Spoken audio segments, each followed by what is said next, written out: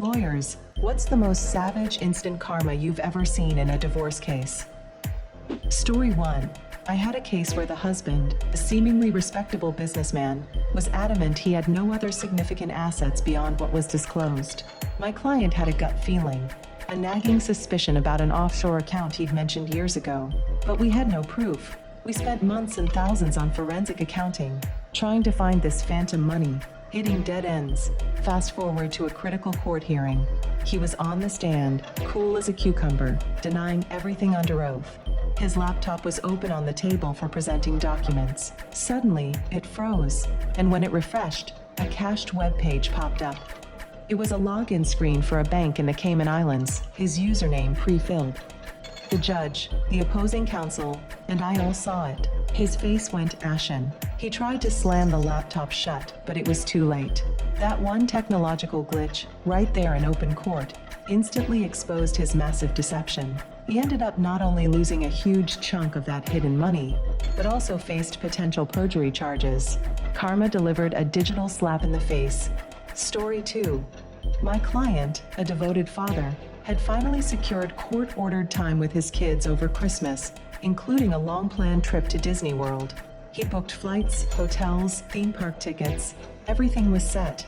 His ex-wife, who'd been difficult about custody from day one, called him the day before they were supposed to leave and flat out refused to let the children go, gave some ridiculous, fabricated reason. My client was devastated, the kids were heartbroken, and we were scrambling to file an emergency motion for contempt. Less than 24 hours later, we got a call. The ex had booked her own lavish, non-refundable vacation to a tropical island, leaving the kids with her mother. Her flight was canceled due to a sudden, unprecedented issue at her destination airport, a problem that didn't affect any other flights. She was stuck at home, missed her expensive trip, and the judge, hearing about her actions and subsequent travel woes, granted my client extra makeup time with the kids. Sometimes, karma just grounds you. Story 3. We represented a wife whose husband was ordered to move out of the marital home. It was a beautiful house they'd built together, full of memories. In a final act of spite, before he left, he systematically vandalized the place. He poured paint on the floors, cut holes in walls, smashed mirrors, specifically targeting things he knew had sentimental value to my client.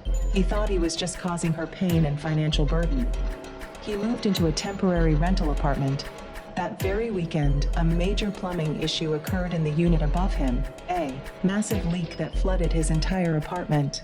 All the furniture he'd taken, his electronics, his personal belongings, everything was ruined by sewage water. The cost to replace his damaged items far exceeded the repair costs for the marital home. He tried to destroy her past, and karma wiped out his present. Story 4. This was a particularly nasty case involving custody. The mother made incredibly serious, completely false allegations of abuse against my client, the father, trying to paint him as a danger to the children and gain sole custody. She was convincing, almost too convincing. It was a terrifying time for my client. We were preparing our defense, but it felt like an uphill battle against such inflammatory claims. Then, a stroke of luck, or maybe divine intervention. A neighbor who had a security camera pointed towards their driveway reviewed their footage after hearing about the accusations. It showed the mother, the day before making the claims, sitting in the car with the children, clearly coaching them on what to say, rehearsing the false narrative. The video was undeniable proof of her manipulation. When we presented it in court, her case collapsed instantly. Her attempt to destroy his reputation with lies ended up destroying her credibility and her custody claim. The camera doesn't lie, and neither does karma. Story 5. My client and her husband owned a successful small business together. During the divorce, he decided he wanted it all and tried to freeze her out. He cooked up a plan to sell the business to his best friend for a ridiculously low price, with a secret handshake deal to buy it back after the divorce is final and the assets were divided. They even drew up fake sale documents. Just before the final settlement conference, the sale went through on paper. The friend, however, saw a golden opportunity. He realized he now legally owned a profitable business for a fraction of its value. He informed the husband the deal was real, no buyback. My client, based on the actual sale, got her fair share of the low price, but the husband lost complete control of the business he'd built to his supposed friend. His attempt to cheat his wife resulted in him being cheated by his buddy. A harsh lesson in trust and greed. Story 6. You see people fight over big assets, but sometimes it's the small things. In this case, it was a hideous, oversized ceramic cat statue that sat in their living room. Neither spouse actually liked it, but they both refused to let the other have it, purely out of spite. We spent hours, literally hours, in mediation arguing over this cat. The legal fees racked up significantly over this ridiculous item. The mediator finally suggested they split the cost of getting it professionally appraised, which was more than the cat was worth, and then flip a coin for it. The husband won the coin toss. As he was leaving the mediation office, carrying the carefully boxed cat, he tripped on the curb. The box flew out of his hands, and the ceramic cat shattered into 100 pieces on the sidewalk. All that fighting, all that money spent, for a pile of broken pottery. Karma's sense of humor is truly something. Story 7. My client was a successful executive. His soon-to-be ex-wife, bitter and vindictive, decided the best way to hurt him was to cost him his job. She started calling his company, spreading vicious, untrue rumors about his performance, his ethics, even fabricating stories about him. Stealing from the company, she thought she was being subtle. The company, a large corporation, took the allegations seriously and launched an internal investigation. However, their investigation quickly revealed that the source of the false information was the ex-wife, and her motives were clearly tied to the divorce. Instead of firing my client, the company fired her employer. She worked for a vendor of his company, for attempting to interfere with their employee relations, and for her own unethical conduct. Her attempt to ruin his career ended her own. It was swift. Corporate karma. Story 8. He was a classic case of claiming poverty to avoid child support. Drove a beat-up truck to court, wore old clothes, swore he was barely scraping by on odd jobs. We knew he had money hidden away, but proving it was tough. He was ordered to pay minimal support. That same week, he got cocky, started posting photos on Facebook. Him on a brand new jet ski, him flashing wads of cash, him bragging about buying a luxury watch. My client's friends saw the posts and sent them to us. We filed an emergency motion with the judge, attaching the photos. The judge was not amused. He immediately ordered wage garnishment from his actual job, which we'd finally located, and ordered him to pay significant back support based on his demonstrated lifestyle. His social media arrogance cost him every penny he tried to hide, plus penalties. Facebook is not your friend in a divorce. Story 9. My client wanted to sell the marital home quickly. The market was favorable, and she needed her share of the equity to move on. Her husband, who didn't want to sell, decided to make the process impossible. He refused to leave for showings, left the house in a mess, canceled appointments, even made veiled threats to realtors. He thought he could force her to give up or accept a lowball offer. While he was playing these games, the local economy took an unexpected hit. A major factory announced closures, and interest rates jumped. The housing market in their town cooled dramatically, almost overnight. The house sat on the market for months and eventually sold for significantly less than the original offers they'd received.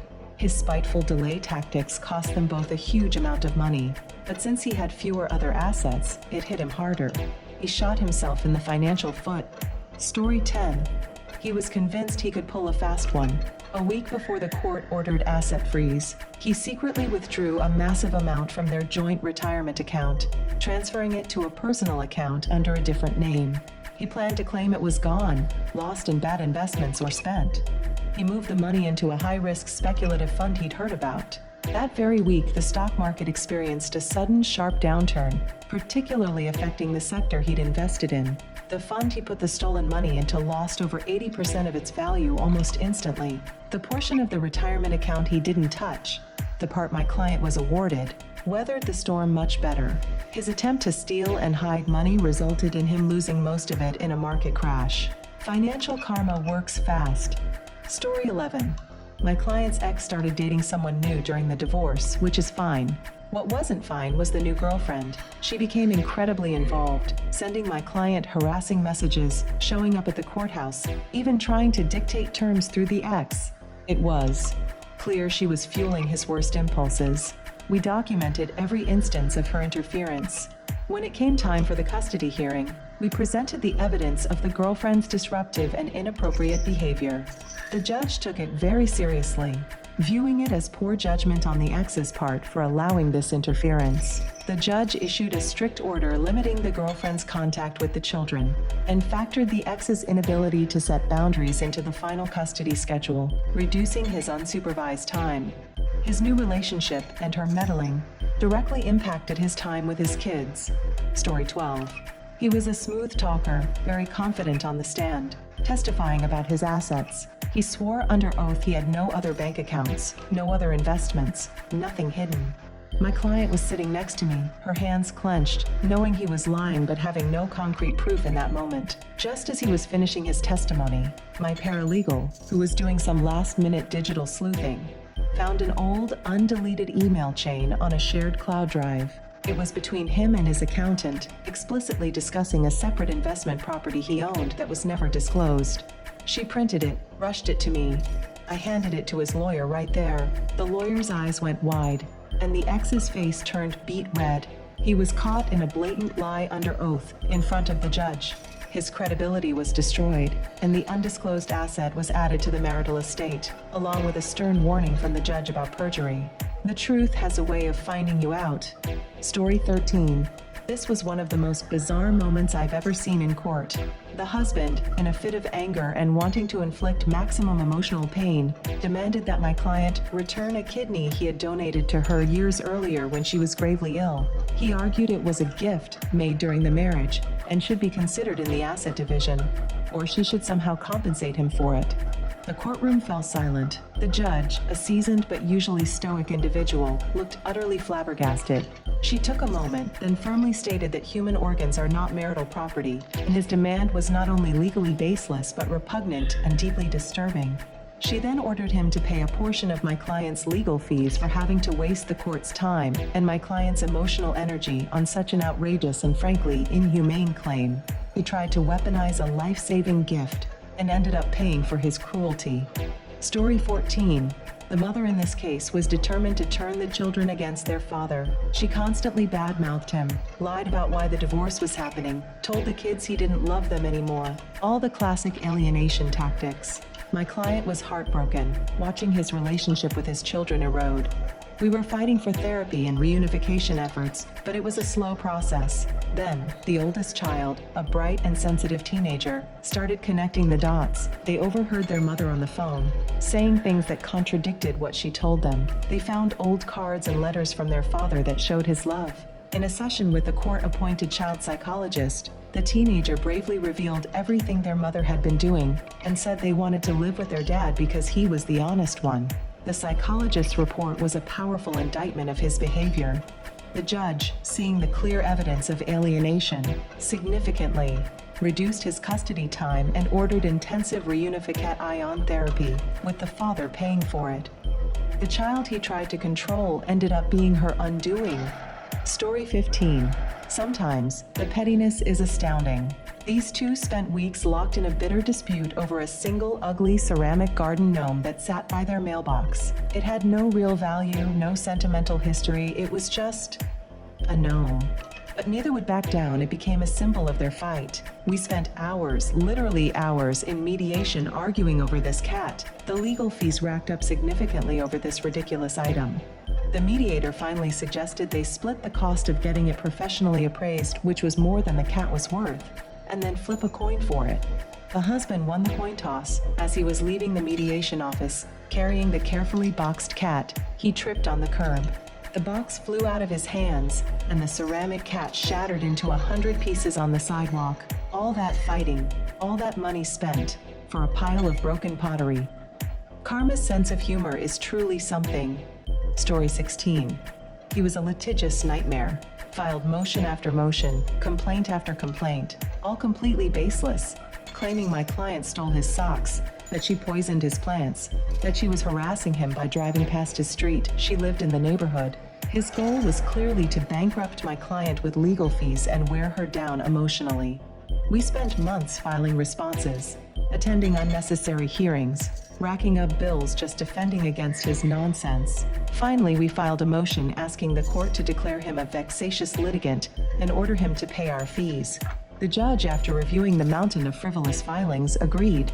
He consolidated all of his ridiculous motions into one hearing, dismissed them all, and then ordered him to pay every single dollar of my client's legal fees incurred fighting his nonsense. His attempt to bury her in debt ended up costing him a fortune. The court system doesn't appreciate being used as a weapon. Story 17. My client's wife came from a very wealthy family, and her elderly father was in failing health. She saw the divorce as a race against time. She wanted to finalize the divorce and claim her share of his expected inheritance before he passed away. She pushed hard, demanding quick action, making unreasonable settlement offers. My client was concerned about her motives. Through a mutual acquaintance, the wife's father learned about the divorce and his daughter's apparent focus on his money. He was deeply disappointed and hurt. He immediately contacted his estate attorney and updated his will, specifically including a clause that disinherited his daughter entirely. He passed away a few weeks later. Her attempt to rush the divorce to grab a potential inheritance resulted in her getting nothing from her father's vast estate. Greed cost her far more than she could have gained in the divorce. Story 18. He was a contractor, physically capable, but during the divorce, he suddenly started claiming he had a debilitating back injury from a minor car accident months earlier. He showed up to depositions limping, wore a back brace, claimed he couldn't work, and needed significant spousal support indefinitely. We were highly skeptical. His social media from that period showed him lifting heavy objects. We hired a private investigator. The investigator followed him for 2 days. The second day, they filmed him playing a full, energetic game of basketball at a local park, dunking and running with no sign of injury. We showed the video in court during his testimony. He stammered, couldn't explain it. The judge's reaction was swift and severe. His claim for support based on the fake injury was denied, and the judge noted his lack of credibility. He tried to fake his way into financial security and ended up with nothing and a reputation for dishonesty. Story 19. He was a master manipulator, convinced he could hide assets. He took a large sum of money from a joint investment account, transferred it to his brother's name, claiming it was a repayment for a loan from years ago that no one could prove. He thought the money was safe with his brother, beyond the reach of the divorce court. What he didn't anticipate was his brother's own financial situation. The brother saw this large sum of money as a lifeline and decided it wasn't a loan repayment, but a gift. He refused to give it back, citing his own needs. Since the money was legally in the brother's name, and there was no written loan agreement, the court couldn't force the brother to return it as part of the marital estate. My client was able to recover her share from other assets, but the husband lost the entire amount he tried to hide to his own brother. His attempt to defraud his wife resulted in him being defrauded by his sibling. Story 20. She was incredibly bitter and decided to wage a war of public opinion against my client. She created fake social media profiles, posted malicious lies about him on local community groups and review sites, even sent anonymous letters to his colleagues. She was trying to ruin his reputation and make him look like a terrible person. We documented everything: screenshots, dates, times. We filed an emergency motion with the court, asking for an injunction to stop the harassment and defamation. The judge reviewed the evidence and was appalled by the coordinated attack. He issued a strong cease and desist order, ordered her to remove all the defamatory content immediately, which the platforms complied with quickly, and warned her of severe penalties for any further attempts. Her public smear campaign resulted in a public court order against her, permanently attached to the case file, highlighting her own toxic behavior. She tried to make him look bad and ended up looking far worse. Story 21. They had a family dog, a golden retriever, who was clearly my client's best friend. The husband had shown minimal interest in the dog during the marriage, but in the divorce, knowing how much the dog meant to my client, he suddenly demanded sole custody, claiming he was the primary caretaker, purely as leverage in settlement negotiations. It was a cruel tactic. He got temporary custody pending a hearing. That very week, the dog became seriously ill, requiring emergency surgery and extensive veterinary care, costing thousands of dollars. Since the husband had temporary custody, he was legally responsible for the bills.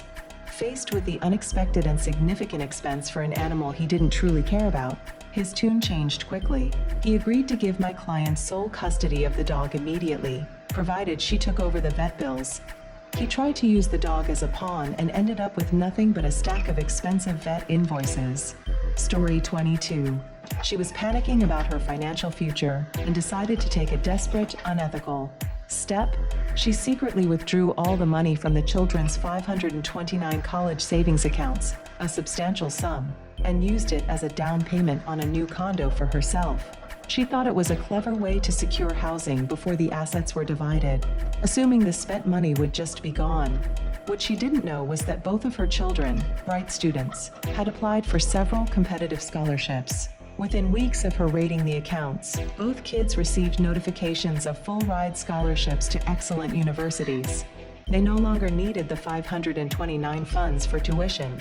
When her actions were discovered in discovery, the judge was furious. He ordered her to repay the entire amount to a trust for the children's future use like grad school or a first home, and noted her financial misconduct. She got the condo, but the money she used for it had to be repaid, leaving her in a difficult financial position she created herself.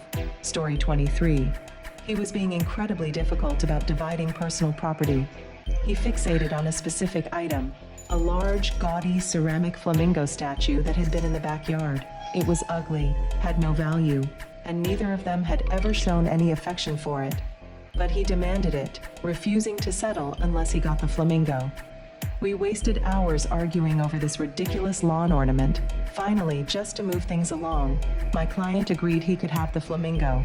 He was thrilled, loaded it into his truck, and drove off. As he was driving home, the flamingo, which wasn't secured properly, tipped over in the back of the truck and shattered into a million pieces on the highway.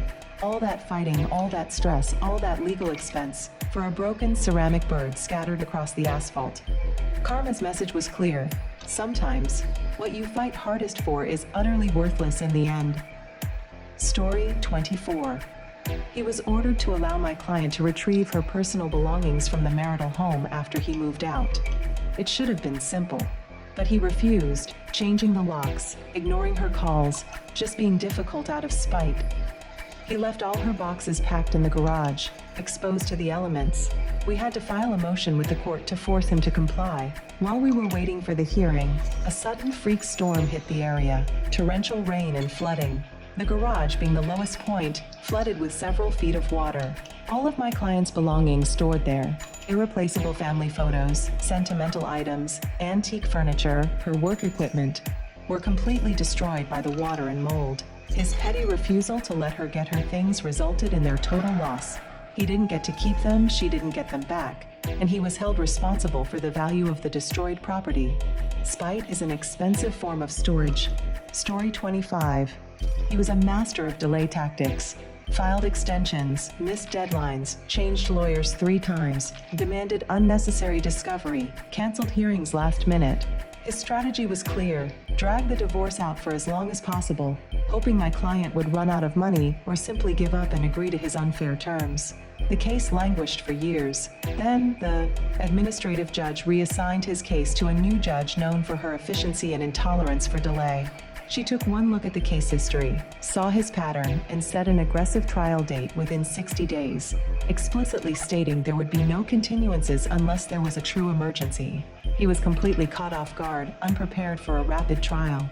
Forced into a corner, he had to settle quickly, and because he was unprepared, he got a much worse deal than he likely could have gotten years earlier. His strategy to delay ended up accelerating his own unfavorable outcome. Story 26. They jointly owned a commercial property, a significant asset. The court ordered it sold and the proceeds divided. The husband, who wanted to buy my client out for a pittance, refused to cooperate with the sale process. He wouldn't provide necessary documents, denied access to potential buyers, badmouthed the property to realtors. He thought he could depress the price and force her hand. While he was obstructing the sale, the local real estate market for commercial properties took a sudden downturn due to a major business moving out of the area. A key potential buyer, frustrated by his antics and seeing the market shift, walked away. The property sat unsold for months, and eventually sold for significantly less than the original offers. His attempt to manipulate the sale price downward succeeded, but he lost far more in the overall market decline than he ever would have saved by lowballing my client. His obstruction cost them both, but he bore the brunt of the loss. Story 27. You wouldn't believe what people fight over. In this case, it was a collection of antique thimbles. My client had inherited them, but her husband suddenly insisted they were marital property and he wanted half, purely to be difficult. We spent billable hours arguing about thimbles. It went to court. The judge, clearly annoyed, ordered the collection appraised and divided. The appraisal came back. The thimbles were cheap reproductions, worth about $50 total. The judge ordered them split, literally, sending them each home with a handful of worthless thimbles. As the husband was leaving the courthouse, he tripped and scattered his thimbles across the busy street. Most were crushed by cars instantly. All that fighting, all that money, for a handful of squashed metal. Karma's disdain for pettiness was palpable. Story 28. He owned a small construction business and was paid mostly in cash. He presented financial records that showed a tiny income, claiming he was barely making minimum wage, trying to minimize his child and spousal support obligations. We suspected he was hiding a significant amount of cash. He was ordered to pay support based on the low income he claimed. A few months later, completely unrelated to the divorce, his business was selected for a random tax audit by the IRS. The audit was thorough and uncovered his real income, which was several times what he had claimed in court. Not only did he face massive penalties, back taxes, and interest from the IRS, but my client immediately filed a motion to modify support based on his actual income. The judge retroactively adjusted his support obligation based on the IRS findings. He tried to cheat my client in the court, and the taxman delivered the karma. You can't hide from everyone. Story 29th. My client had a successful consulting business she built from the ground up. Her husband, bitter about her independence and success, decided to try and ruin it. He started contacting her clients, spreading lies about his competence, his reliability, even fabricating stories about his personal life to make her look unprofessional. He was actively trying to steal her clients or damage her reputation. One of his targets was a major client who had a long-standing relationship with my client. This client, instead of believing the lies, was appalled by the husband's behavior. They not only stayed with my client but reported the husband's actions to his employer, a large, reputable firm. The husband's firm had strict ethical codes. They investigated, confirmed his actions were unprofessional and potentially illegal, and fired him for gross misconduct. His attempt to destroy her business ended his own career. Karma delivered a pink slip. Story 30. He knew the divorce was coming and decided to empty the joint savings account before the asset freeze. He withdrew a large sum, over $100,000, in cash, planning to claim he'd lost it gambling or spent it. He was smug about his plan. What he didn't account for was the bank's fraud detection system, a large sudden cash withdrawal from an inactive account that usually saw little activity triggered an alert. The bank froze the entire account, including the money he'd just withdrawn, and notified both account holders of the suspicious activity. His attempt to steal the money was thwarted instantly by the bank itself. The frozen account became irrefutable evidence of his attempt to hide assets. The judge took a very dim view of his actions, ensuring my client received her full share of the account and noting his dishonesty for the record. The bank's automated system delivered the karma before he even left the parking lot. Story 31. This husband was a piece of work. He was clearly a wealthy man, multiple properties, luxury cars, but he swore up and down in court he was on the verge of bankruptcy, couldn't possibly pay significant spousal support. He presented doctored financial statements, put on a whole show of being down on his luck. We fought it, but based on the evidence he provided, the judge ordered minimal support. Literally, the day after the ruling, he bought a winning lottery ticket, a huge multi-million-dollar jackpot. It was announced publicly. My client saw it on the news. We were back in court so fast his head would spin, filing a motion to modify support based on his sudden, undeniable change in fortune. The judge was furious about his earlier deception. He ended up paying massive retroactive and ongoing support, plus facing investigations into his initial false financial disclosures. Karma's lottery ticket was cashed by my client. Story 32. My client had a small, antique locket that belonged to her grandmother. It wasn't worth much money, but it was priceless to her. When her ex moved out, he deliberately took it, knowing how much it meant to her, purely to hurt her. He refused to give it back, even when ordered by the court. He just kept it in a box with some of his other random belongings. A few days after he took it, he was moving the box to a storage unit. As he was loading it into his car, the box slipped, fell into the street, and was immediately run over by a passing truck. The box was destroyed, and the locket inside was crushed beyond repair. He didn't even get to keep the locket or lord it over her for more than a few days before it was destroyed. His petty act of theft resulted in the permanent loss of the item for everyone. Some things you just shouldn't steal. Story 33. The wife in this case was incredibly vindictive. She was angry at her in-laws, my client's parents, for supporting him during the divorce, so she decided to punish them by cutting off all contact between them and the children, their grandchildren. She refused visits, wouldn't let them talk on the phone, blocked their emails. It was cruel, especially since the grandparents were very involved and loved the kids dearly. What she didn't know was that her husband's parents were quite wealthy and had planned to leave a significant portion of their estate to her in their will, as a way to ensure their grandchildren were provided for. When they learned about her actions, how she was deliberately keeping them from their grandchildren, they were heartbroken and furious. They immediately changed their will, removing her entirely and leaving everything directly to their son, my client, or in trust for the grandchildren. Her attempt to punish the grandparents financially backfired spectacularly, costing her a massive inheritance. Story 34. He was a shady character. To reduce the marital estate and the amount he'd have to pay out, he fabricated a huge debt, claiming he owed a substantial amount to a friend for a business loan that never existed. He even created fake loan documents. He presented this debt in court, hoping it would be subtracted from the assets. We were suspicious and dug into it. While we were investigating, the friend he claimed to owe money to had his own financial problems and was being audited. During his audit, the fabricated loan document surfaced. The tax authorities saw right through the scheme and realized it was an attempt at tax evasion and fraud. They launched an investigation into both the husband and the friend. His attempt to create a fake debt in the divorce case led to real legal trouble and financial penalties for both of them, far exceeding the amount of the fake debt. Fraud has a way of unraveling.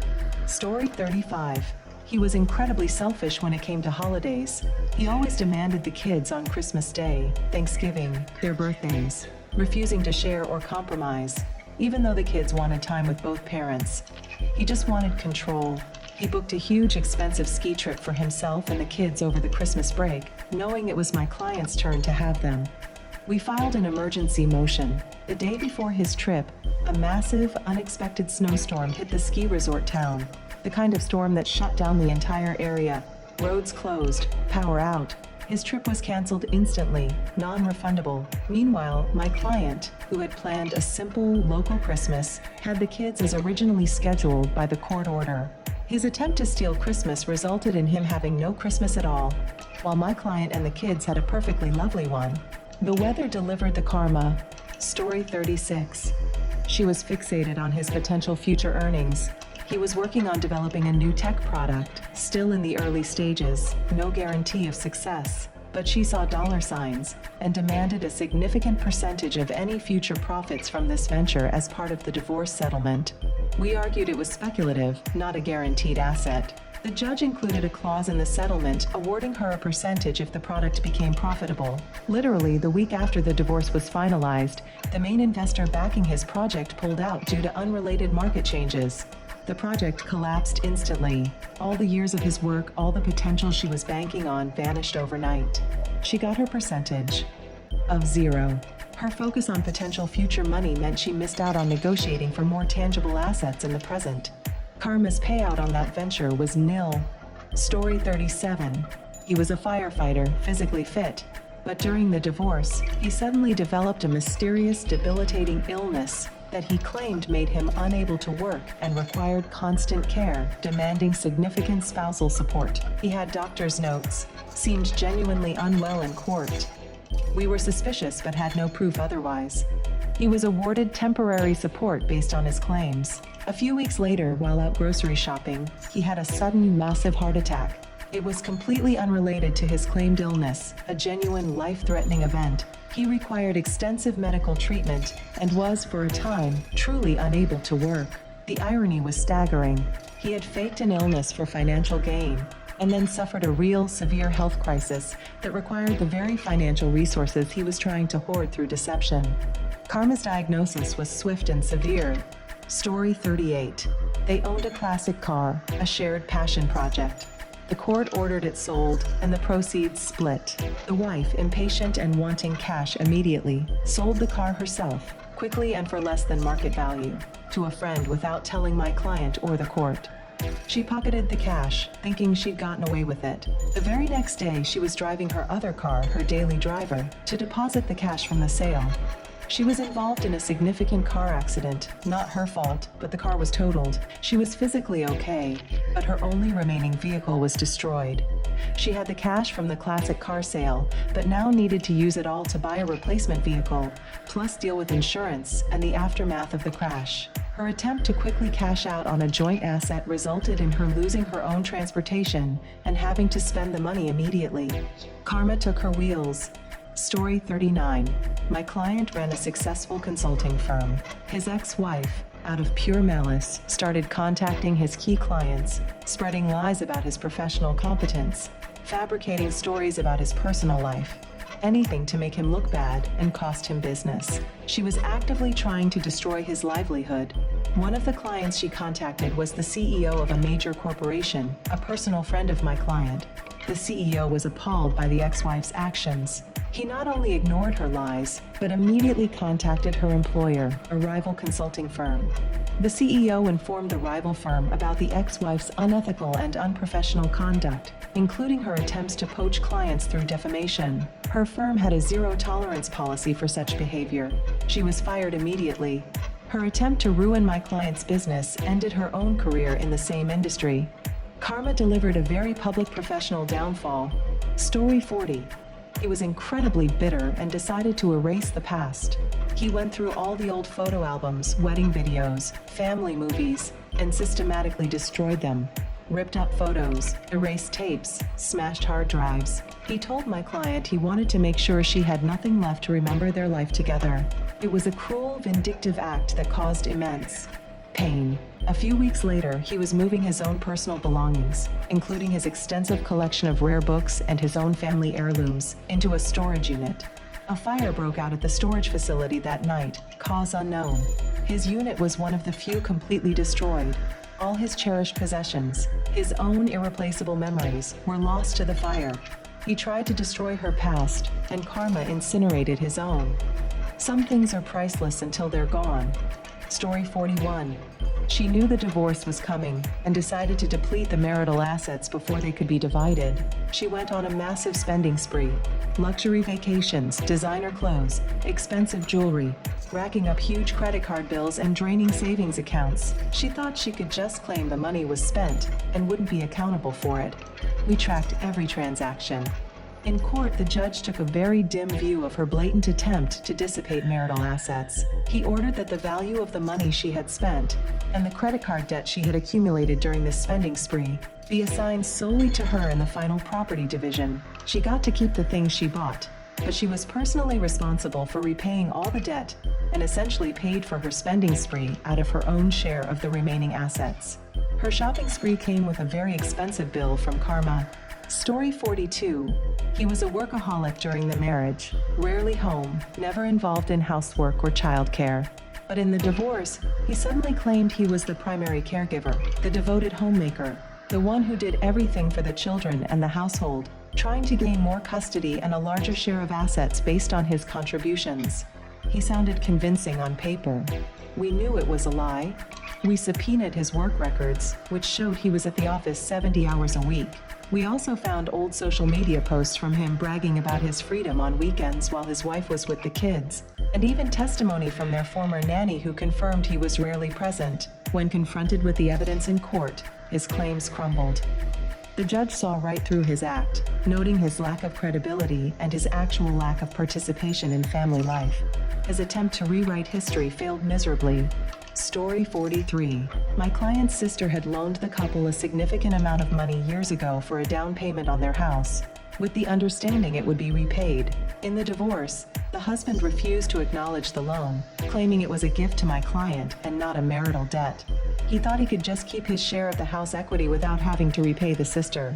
My client's sister, a no-nonsense person, immediately filed a separate lawsuit against the husband in small claims court to recover the loan. The small claims court case moved much faster than the divorce. The sister had bank records and emails proving the money was a loan, not a gift. The judge in small claims court quickly ruled in her favor, ordering the husband to repay the full amount with interest. He lost the argument in the divorce about the debt and was then forced to repay the sister anyway, with added costs. Trying to stiff his sister-in-law backfired completely. Story 44. She was receiving temporary spousal support, and the final amount would depend, in part, on her financial needs and living situation. She was living with a new boyfriend but vehemently denied it under oath, claiming she was living alone to maximize her support. We had our suspicions but no hard proof. As she was leaving the courthouse after her testimony, feeling confident she'd gotten away with the lie, someone snapped a photo of her getting into a car parked right outside the courthouse. The car was registered to her new boyfriend, and he was in the driver's seat. The photo, clearly time-stamped and showing her leaving the courthouse, was posted on social media by a mutual acquaintance. It made its way to my client and then to me within hours. We immediately filed a motion with the judge, presenting the photo as evidence contradicting her sworn testimony. Her lie was exposed instantly, right after she told it, and her credibility was destroyed. She ended up losing the temporary support and likely impacted the final award negatively.